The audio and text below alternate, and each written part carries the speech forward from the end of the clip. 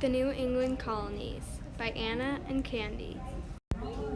The New England colonies were far up north. Therefore, their summers were very moderate and winters were very cold.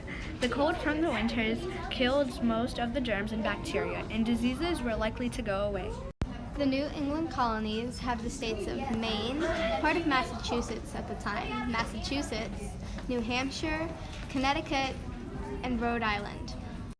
The New England colonies depended on the Mid-Atlantic and Southern colonies for cotton and livestock.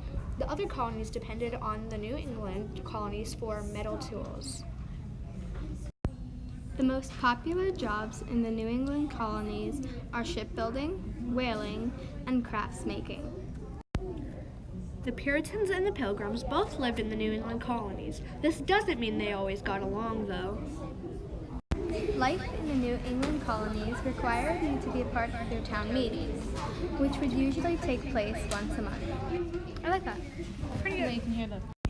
There are indentured servants, but very, very few, because they were not needed as much as they were in other places.